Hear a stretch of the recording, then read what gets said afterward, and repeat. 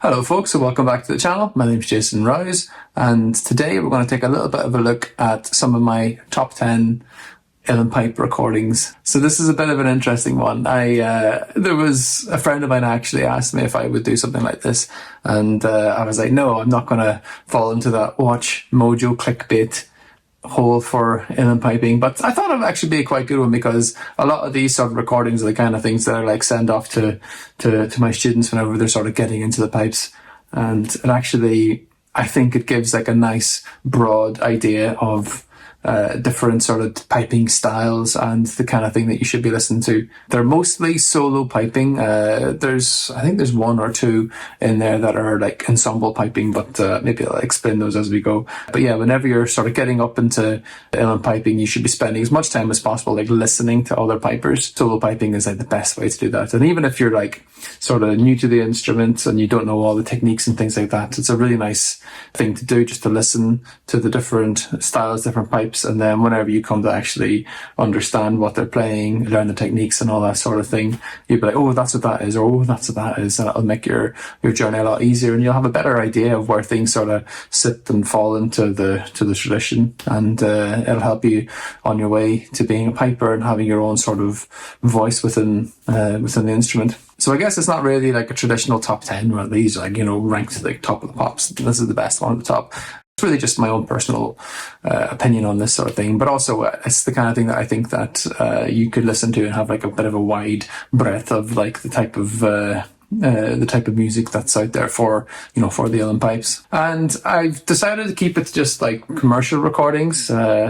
Those of you who know me know that I'm really into like my sort of field recordings, my sort of archives and that sort of thing. But I wanted this to be sort of accessible as possible. And I'm not really sure about how YouTube deals with like copyright stuff like that. I got a copyright strike from one of the videos that I posted before. The YouTube algorithm thought it was the Chieftains playing. So I don't know if that says, something about YouTube or about the way that I'm playing. I don't know. Well, we'll see. So yeah, I'll only be showing a little clip, but what I'll do is I'll put like a Spotify playlist of all the tunes together at the end. So if anyone wants to listen in any greater detail, you can go through and have a go at that yourself, and stick it on repeat, absorb all the different sounds that are in there. So yeah, like I was saying, it's going to be just sort of straight up commercially available recordings, so the kind of stuff that you could pick up on a CD. So yeah, and just the usual sort of stuff. If you enjoyed the video, please hit me a like, subscribe, ring the bell. That's an important one as far as I understand, and hopefully it'll allow me to make some more videos like this. I'm just about to hit 1,000 subscribers, I think, which is quite exciting for me. Yeah, 1,000 subscribers for me. If you're not subscribed, please, get involved, get on that train, get in before before it hits over 1,000. I really appreciate it a lot. So yeah, what I'll do is I'll do like a little rundown of the recordings. I'll maybe say a little bit, one or two words about why I think it's like a really important recording, why you should listen to it. And I've got my pipes here actually, so maybe I'll do like a little bit of a demonstration maybe on some of the techniques and some of the reasons why it's worth listening to. So yeah, let's get stuck in. Pull up a chair, crack yourself a can of beer, or pour yourself a glass of wine, stick the headphones in, and let's enjoy this together.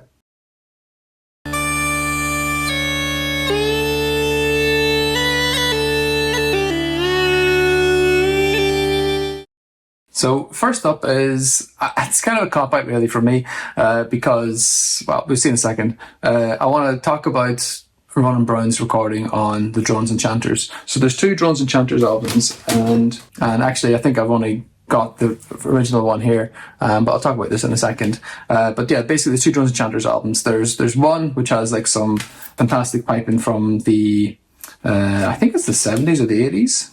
1971.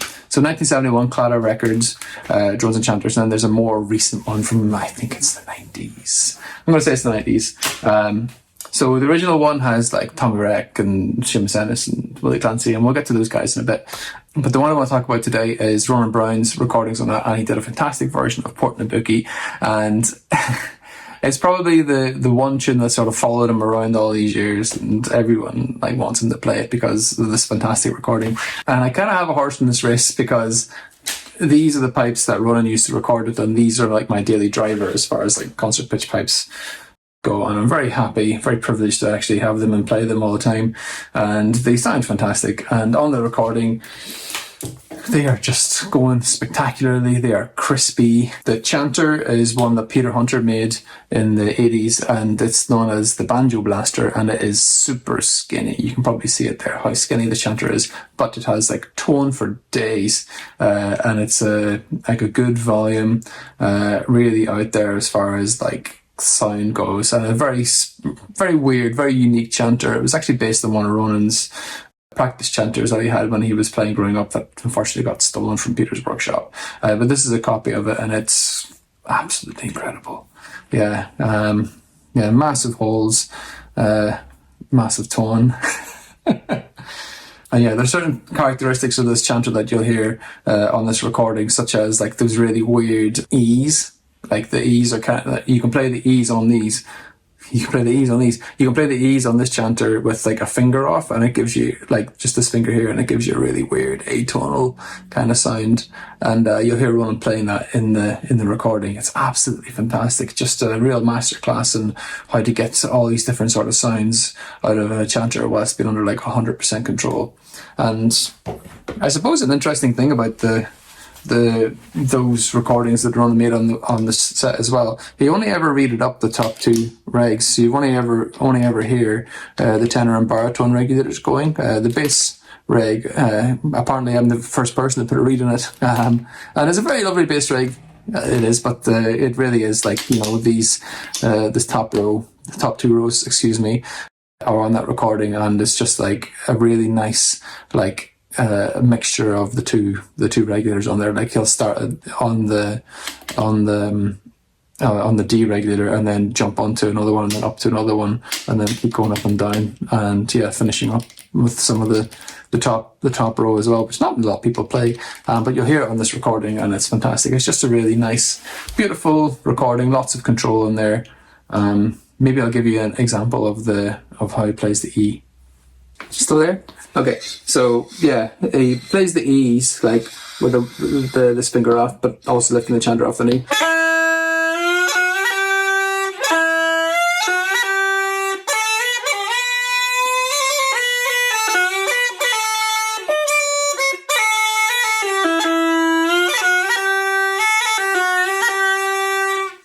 I suppose the technical term for that is like a hard E. There you go, a little trick for you. Work it into your own playing. Yeah. And I suppose you could pick anything of like Ronan Browne's catalogue really, if you wanted to go in into some amazing recordings with Paddy O'Loughlin. Like seriously, like check them all out. Start with the Southwest Wind and work you up to the present day stuff. And if you want anything that's more sort of solo piping, this album's fantastic as well. Yeah, a lot of slow-wares, a lot of that sort of stuff on it. And if you want some ensemble things, check out Cran, Black, Black, Black, and Lover's Ghost are maybe my two favourite albums. Yeah, just fantastic. If you want a Cran track to dig your teeth into, go for the Brendan Tonra's Banks of Lacona one. There's like a pipe solo when he plays it in A minor, and it just, when it comes in, it's just like hits really hard, and there's fantastic sort of acrobatics along the regulators as well. So yeah, check those out. Oh, I should also mention as well that the Portnabucky version that Ronan had actually came, the version that he got of it came from this album, which we talked about in the last episode. Yeah, Portnabucky's on here somewhere. Track 4, yeah, Portnabucky, Tin Whistles, Pan Maloney, Sean Potts. Check out this album too. It's good piping, even if it's just on whistles.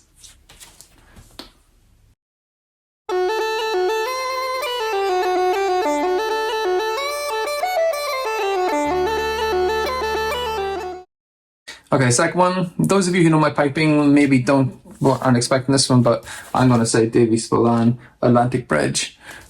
This is a fantastic album. So yeah, you should probably check this out. It's like a really interesting sort of mixture of different sort of genres, like all coming together. So we've got Spillane leading on the pipes, and then we've got loads of stuff like Albert Lee on like electric guitar, and like there's like dobro and all that sort of stuff on it. Great album. The track I want you to have a listen to on this one is the tribute to Johnny Doran. So Davy Spillane, solo on pipes, and on the back you can see like a picture of Johnny Doran. on there as well. There he is. And we'll get to Johnny Doran in a minute. So yeah, this is not like the sort of sickly, saccharine kind of reverb heavy synthesizer drones, Davy Spillane stuff that you'll see on YouTube from like Riverdance or whatever. And this is just some like solo piping. Plays 2 jigs, sort of breakneck speed. The Choice Wife and Garrett Barry's. So 2 sort of, big piping tunes that he just sort of smashes into and basically tears them apart. Yeah, there's a lot to talk about in this one, like, the way that he like sort of clips the notes in half. Instead of like taking it at any sort of like, slow speed. Finishing up on the high D for the last notes on Garrett Barry's. Fantastic. Yeah, just a lot of, again, like acrobatics around, jumping around different sort of octaves and incredible like mixture of techniques and stuff on there. You should take a listen to this here. Even if you're not like a Davy Spillane fan, and you've got to appreciate that it's like a really nice recording out there. Yeah, I'll do a quick demonstration of some of the bits that he does, but there's, like I said, there's so much in there. I'll only show you 1 or 2 things. On like the start of it, he like splits the notes, so you get like, it's like this usual way of playing it, but he goes.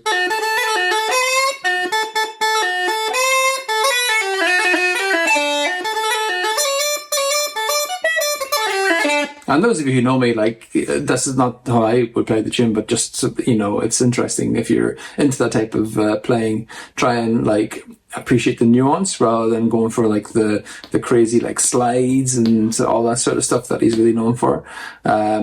Just, like, get, like, a feel for the tune and try and have the tune have its own voice within the mixture of, like, ornamentation and stuff. Yeah, really go for just make it about the music and not about the technique. Because I hear a lot of people who try and like emulate that Davy Spillane thing, and you kind of lose the way of things, a lot of the time. And maybe one more just on the Garrett Barry's thing. He does like a lovely sort of weird out of nowhere octave jump in the so normally it's.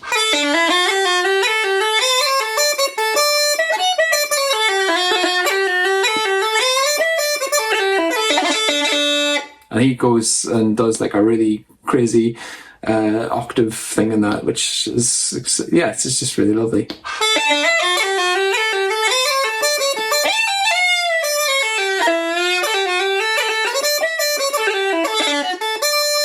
And yeah, finish up on the D and your top D and your bottom D interchangeable. It's still the same notes, just an octave apart. So don't be afraid to like, switch between them.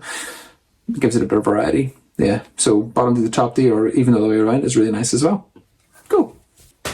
And yeah, and if you want like another Davy Spillane album to check out, you can't really go wrong with this one. Davy Spillane and Declan Masterson. This is like the band that he had with Doran, and basically like Christy Moore was in the band, he was the singer, and then he left the band, and then they decided to make an instrumental album. The first track is just electric. Yeah, I can't remember how long it is. It's like 15 minutes long, something like that, but it's just tune after tune after tune after tune.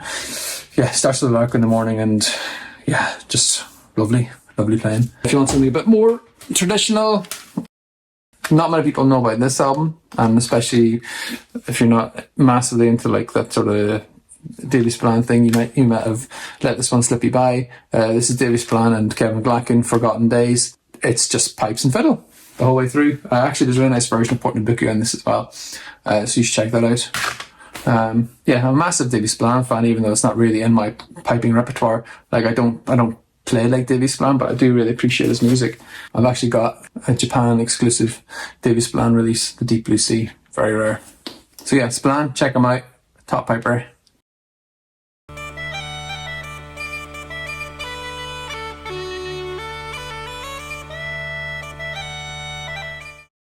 Okay, on to the next one. This one's going to be an ensemble piece, and like I said, maybe I'll explain it why I've gone for an ensemble one for this. This is going to be a Liam O'Flynn recording, and it's kind of hard to like pick out like a commercially available Liam O'Flynn that is solo piping. There's not many out there. Like his like solo album is kind of like hard to get these days. So I wanted to pick something that's a bit more representative of his piping. So I thought I'd go for like a Plankster recording off the first album, She Beag She More. So yeah, like a lovely little piece with fantastic like little backing and stuff like that. But the nice thing about it is it opens up just Liam on the pipes by himself, and a really nice use of the regulators and things like that. What you're looking for is like in this one is like clarity of tone. Like you can just imagine him like sort of sitting back and just playing and just, you know, with like a straight face, just with this one. And it's a really good example of like his playing and also how it like fits in with like Planxty as like a group as well, you know, as like the voice of Planxty, you know. And yeah, I'll show you one or two things that maybe are quite nice on this one as well. So yeah, there's one thing about Liam O'Flynn's piping that, for me, is just like the quintessential Liam O'Flynn note. And that is when you hit the back D and you lift your middle finger on here, and that gives you that Liam O'Flynn like vibrato.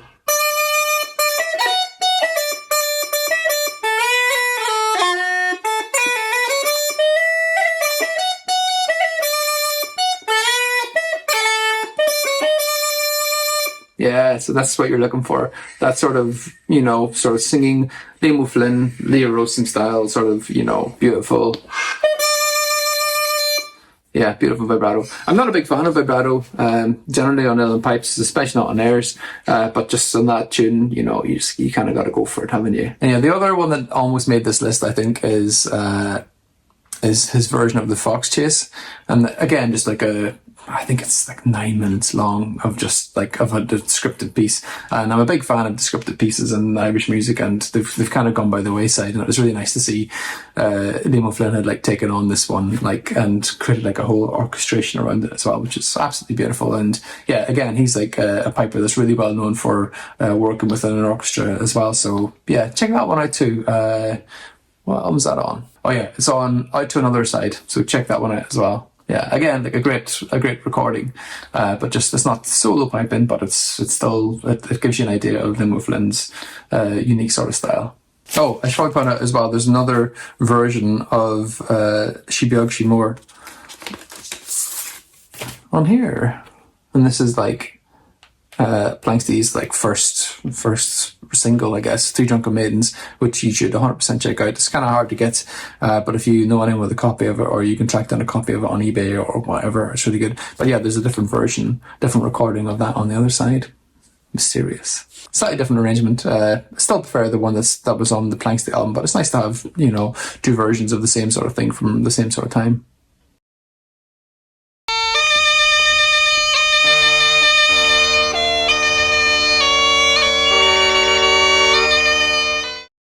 Alright, we're going to talk about Leo Rowsome next. This one's on Classics About Irish Piping, so if you've got that one, absolutely great album. This is the second track on the album. I can never get the name of the first track right, and it kind of doesn't matter because you'll see in a sec. Savern Neen Delish.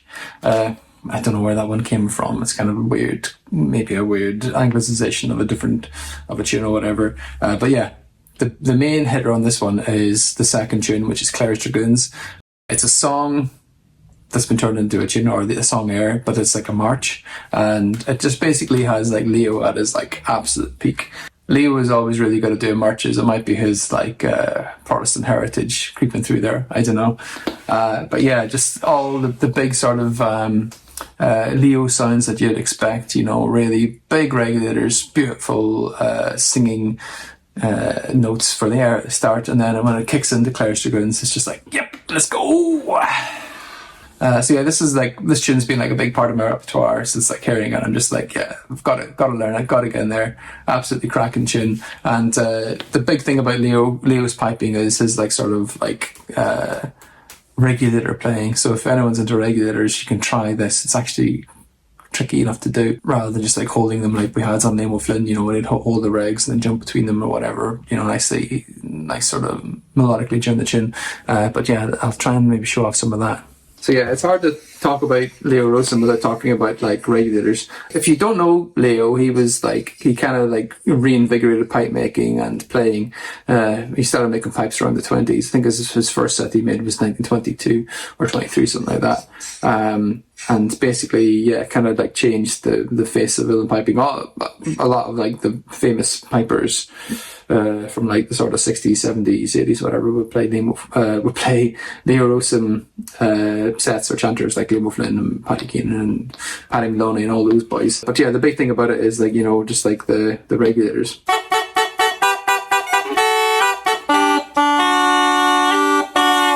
So yeah.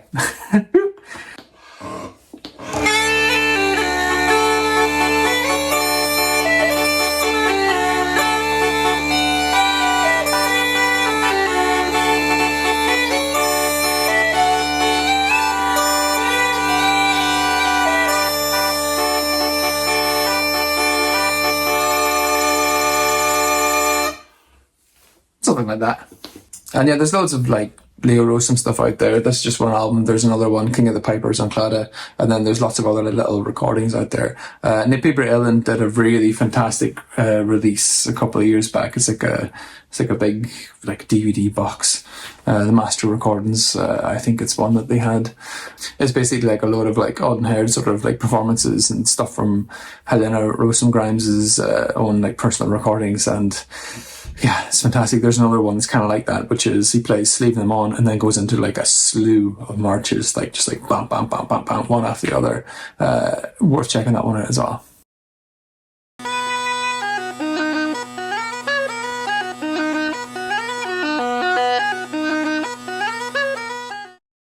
Okay, we're going to talk about Tommy Reck next, and it's kind of an interesting one because I guess maybe like in his lifetime there was only like a handful of recordings came out.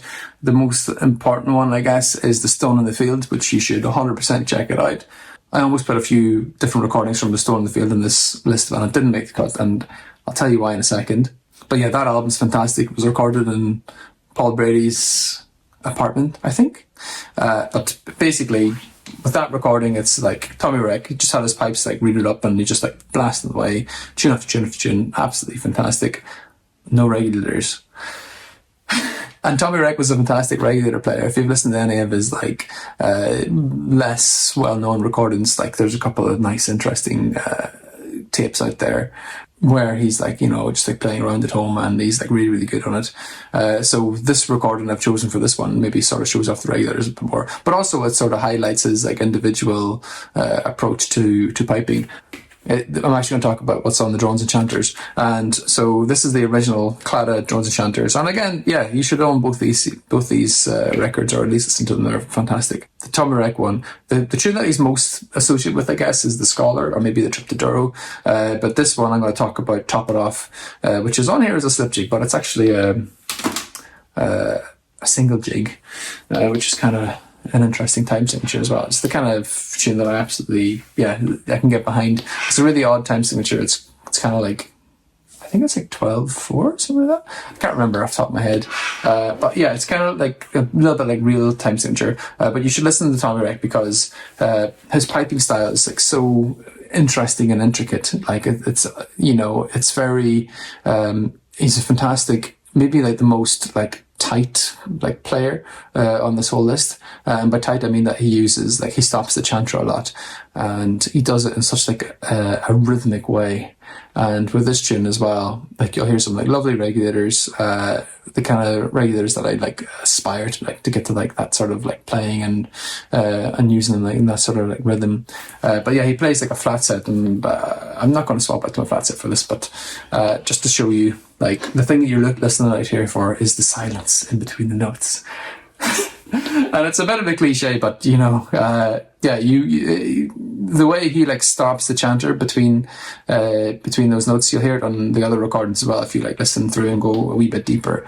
But yeah, just like stopping. I once attended a lecture one time by Tommy Keenan talking about like this exact thing, and he talked about it for about an hour, and he went through all different recordings and slowed them down, and it was like, oh, you can hear like the length of the sounds between this note and this note and this note, and it was like absolutely mind-blowing, fantastic. And this is the thing you should be listening out for in Tommy Reck's piping. So it's the notes he doesn't play. Oh, and I also have another horse in the race, I guess, with this tune. So those of you who don't know, another name for Top It Off is Rouse It. So maybe I'll record this one on my next album, we'll see. So you know, it goes like, ooh.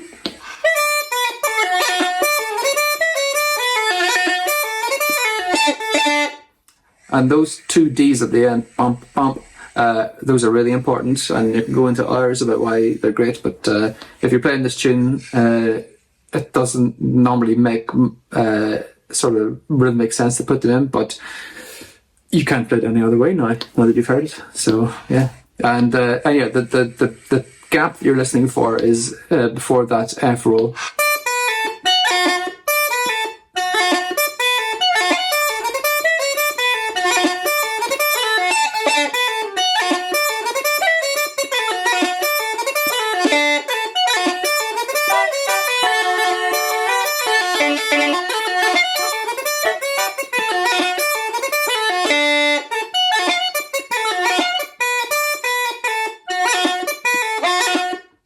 And all he's doing is he's just stopping it before that F, and then almost like throwing the F up into the, throwing it out of the chanter just by like lifting it and off the knee and rolling.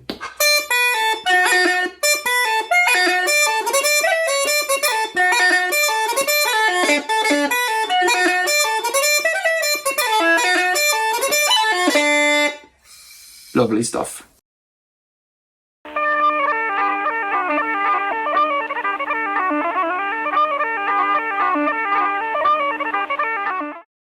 Next one we're going to talk about, Patsy Touhey. Those of you who aren't really in the know, Patsy Touhey was like one of the biggest. No, he was the biggest. He was the biggest piper. He was like the superstar of his day in the sort of late 19th century, early 20th century. Patsy Touhey was the boss. He sort of typifies like a kind of style of piping that's really sort of died out, and there's a few people who are sort of bringing it back in these days, which is great to hear, and I love to hear more and more of this. But he was, you could almost consider him like an American piper. He wasn't from America originally, but he sort of made his name when he moved to America. And yeah, it's just like, he recorded a lot on sort of like wax cylinder 78s, and what he used to do is he'd have like a catalogue of tunes that you could write to him, and then you could ask which tunes you'd like to have sent to you, and he would record them and then like post them out to you that way. So I'm sure there's loads of like recordings of them out there that we're still that'll still like show up. But the Peter Ellen did like a really nice version of like, how many tracks are on here? 36 tracks on here. So if you haven't got this, get it, have a listen. It's absolutely cracking stuff. Maybe the tune or like the sets that are like most associated with them on this one. Where is it on here? Yeah, track 22. Read the Steam Packet, Morning Star, Miss McLeod's. Yeah, if you haven't listened to him, have a little check out. The piping style is lots of like pippity poppity stuff, which would have been popular at the time. A lot of people think that this style of piping was what people played like in Ireland, sort of before the famine, and whenever he took all the music over to America, that's like a continuation of like the traditional style, and then what sort of evolved out of, stuff in Ireland afterwards was like a different sort of deviation. But it's hard to say, really. Nobody really knows, but it's an interesting thought altogether. So yeah, Touhey was the boss, and I guess the reason I picked this track is, well, if you know his piping, then you'll know what I'm talking about. But his like approach to like the regulators in this one is just fantastic, especially on Miss McLeod's at the end. The dun dun dun dun dun dun dun dun dun. He would take the hand, the bottom hand off the chanter, and play the regulators with his fingers, which is just like a lovely way of doing it. Yeah. So basically, what Touhey would do is he would play the melody with his top hand here, and then play the regulators with his like bottom hand.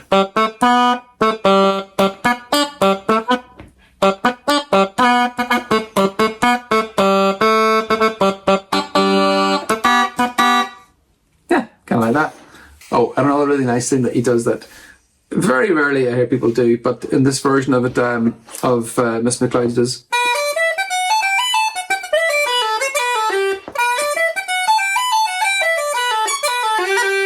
So yeah, like a really nice sort of pippity poppity ladder all the way up to the top at the end of it, which when I recorded this tune for my album, I made sure to play that way, even though it's kind of like not what I'm used to playing. It's just nice, isn't it? It's just nice pippity poppity.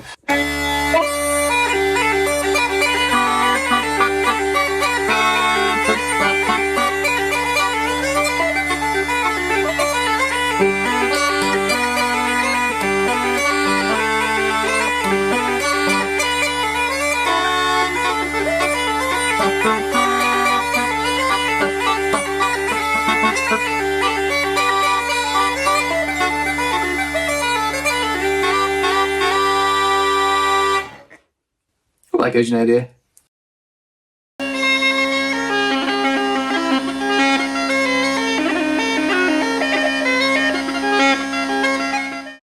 Time to talk about Seamus Ennis.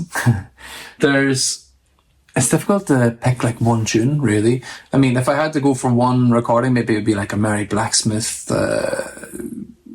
Rainy Day type, one of those ones, or Bucks of Barmore. Just some tunes that like you would, or The Silver Spear or whatever. The kind of tunes that you would think about, the kind of tunes that you would associate with Seamus Ennis when you would like think about him. But there's actually not loads available, like outside of like CDs and LPs. So I've gone for an interesting track here. This is on Ceol Scialta Agus Éireann. This one's like available online, so you can get it on like Spotify and Apple Music and all that sort of crack. And I've gone for the Salamanca, Duke Gordon and Jenny's Welcome to Charlie. This one's great. Okay, it's kind of like Seamus Ennis battering away, playing a couple of reels, just seeing what comes out.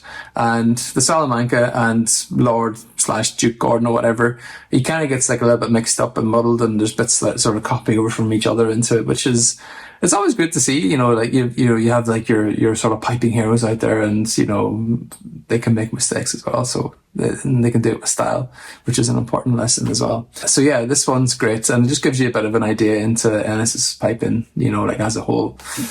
Yeah, it's worth like having a close listen to how he does the crans, especially on the Salamanca. At the start,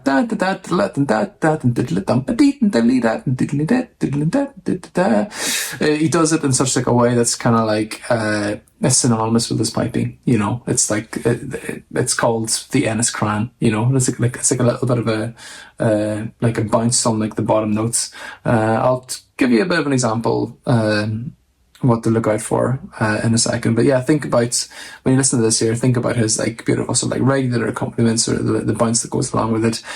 His like phrasing around like certain notes, like little turnarounds that he does, and some of his like sort of tighter piping in there. It's not the best like by a long shot of like Ennis's actual recordings, but it's a really interesting one to listen to, and I think you would get a lot out of it if you like pop it in your like rotation. So yeah, it's not really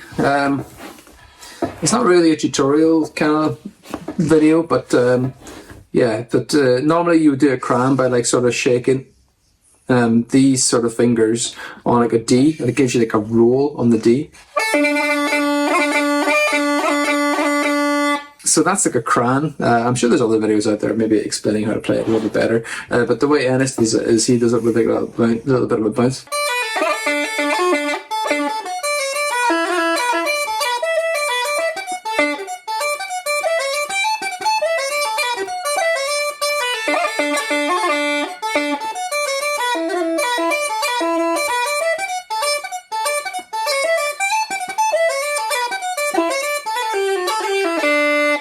Yeah, just a little bit different from the usual like sort of session version of the Salamanca, maybe popularised by the Bothy Band.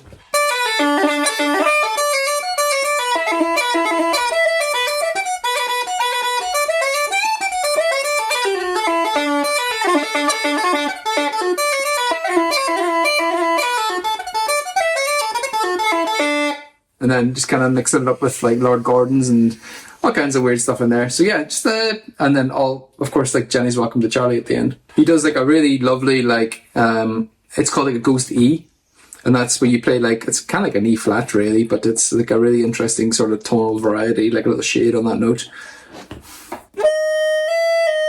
So that's your normal E, and that's your ghost E.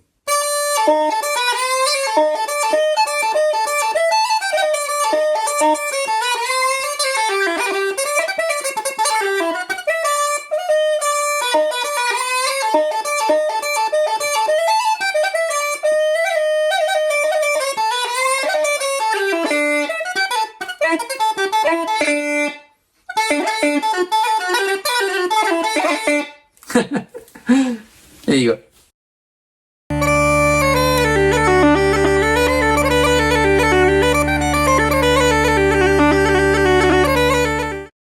Alright, we're getting towards the end here, and I'm going to talk a little bit about Paddy Keenan, and this is his like his first solo album, and I think he recorded this like around the same time that the Bothy band was still going.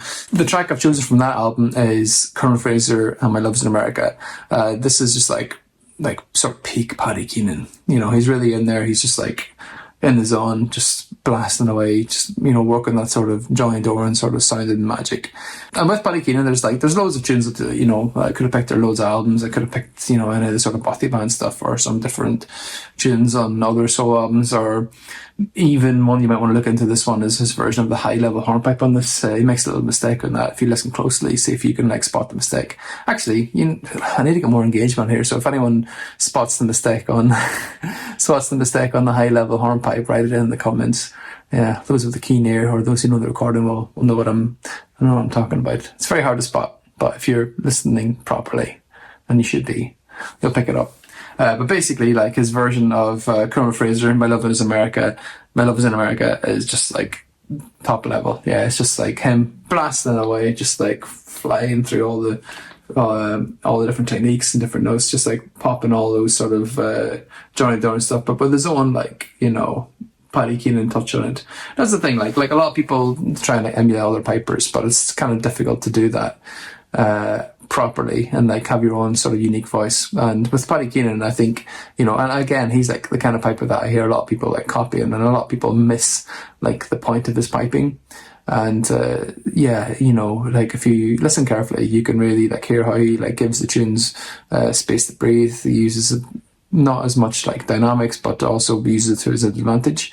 Yeah, a little bit like Spillane when he's like splitting notes up as well, which is really nice. One of the techniques on this one, which I think a lot of people don't do, is like his little rundowns on Colonel Fraser at the very, very start. And again, this is one that I recorded for my album, and yeah, I had to make sure that this was like what was going in there. So I'll show you how that goes. And yeah, like there's like loads more that I could talk about this recording, obviously, but I just wanted to give like maybe one or two little tricks from each of them. And like I said, it's not really a tutorial video, it's just like, you know, a few things that you can do. So normally you'll do...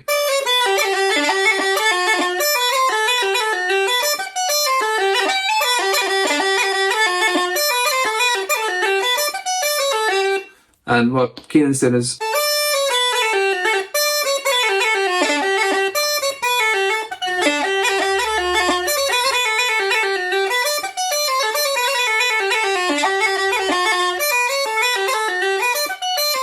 So there's big like long legato runs down. That's like a proper like Johnny Doran thing. And we'll get to him in a second, but yeah, it's just like...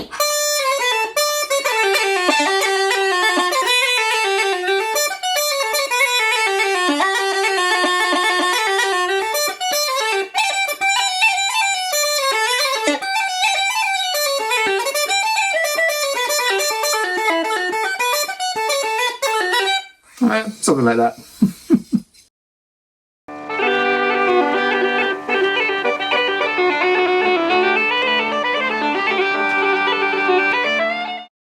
Cool, and that actually brings us on to Johnny Doran.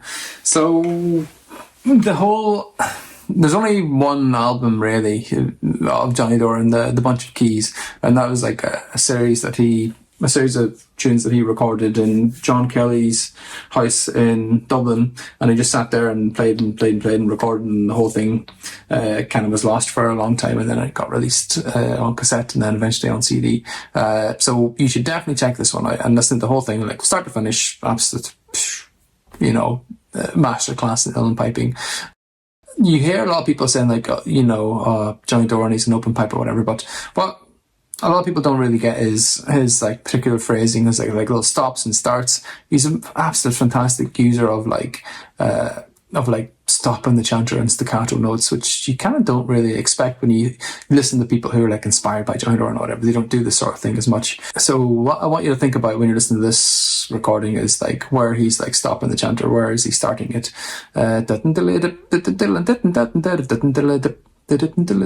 You know, like that's really important, and it's the kind of thing that's like specific to the Uilleann Pipes. You know, it's like we don't have like different sort of variations in like bowing. We can't make it notes louder or quieter or whatever, but we can affect the rhythm by like playing and stopping and playing and stopping in a specific way. So, and that's something that a lot of people miss out.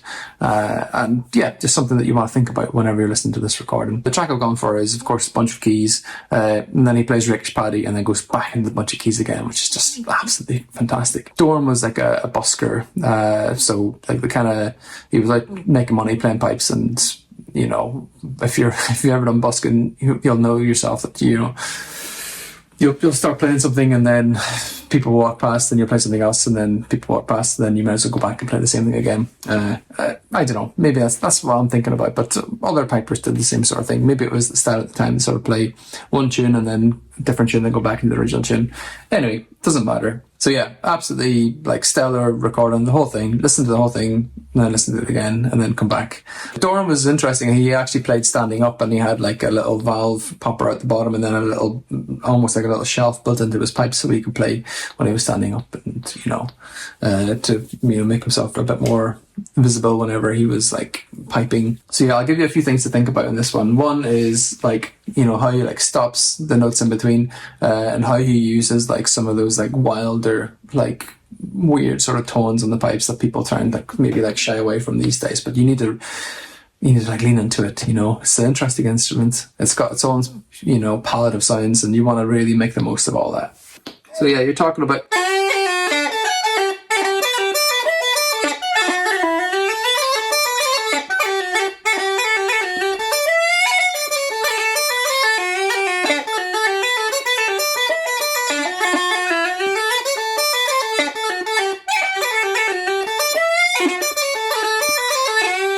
so yeah, just really like jump into those like off the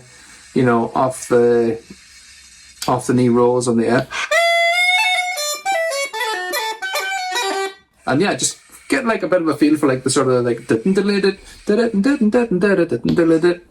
you know, and I'd kind of be doing the man a bit of a disservice without talking about Rakish Paddy on here as well. So yeah, he really had like a really fantastic way of playing those C naturals. So what you're looking for is you're kind of like curling your index finger around the note whilst like lifting it off and shaking the note.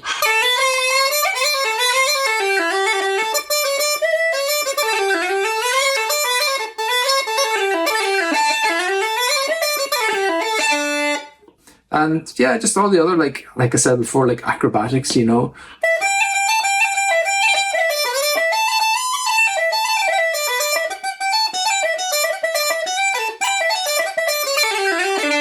And like what Keenan won before, there's a lot of like legato rolls, like.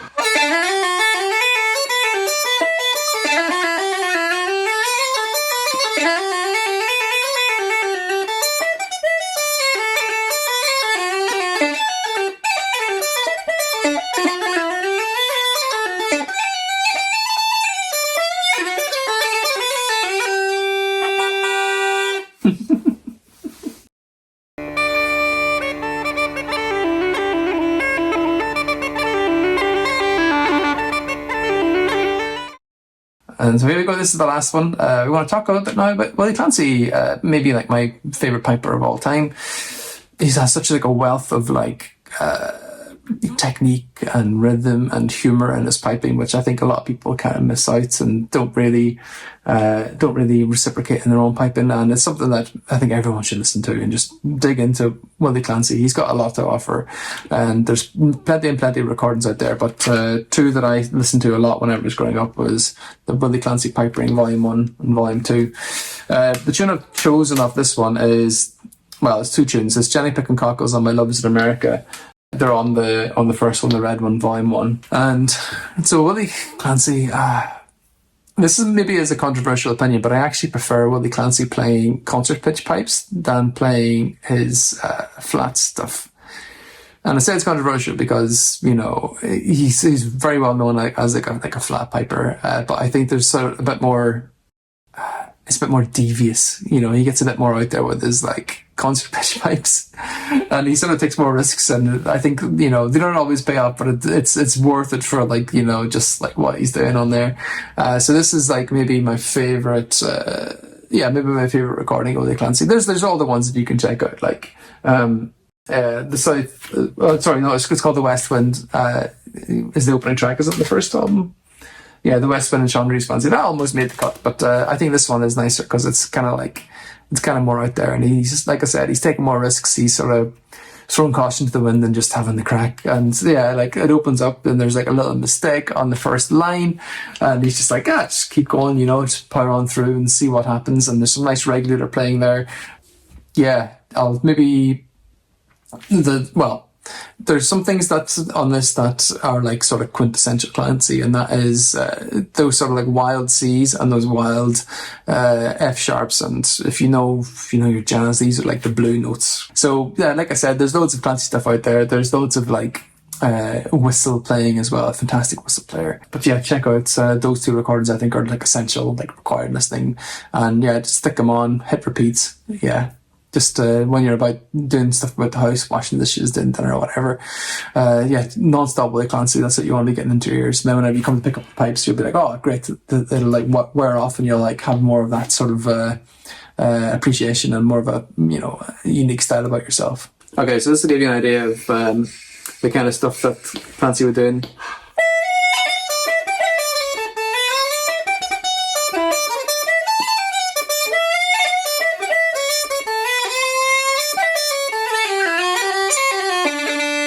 And I got in trouble one time for playing this instead, which is also what he plays in this here. He drops it, instead of doing the C natural, he drops it down to a G, and it kind of changes like the feel of the tune. And I got scolded. I won't say who by, but this is the way it is. Yeah, that goes into D.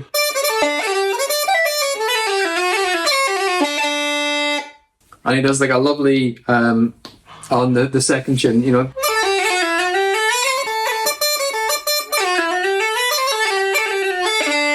He does like a lovely Johnny Doran inspired like triple roll on the A. You know, something like that.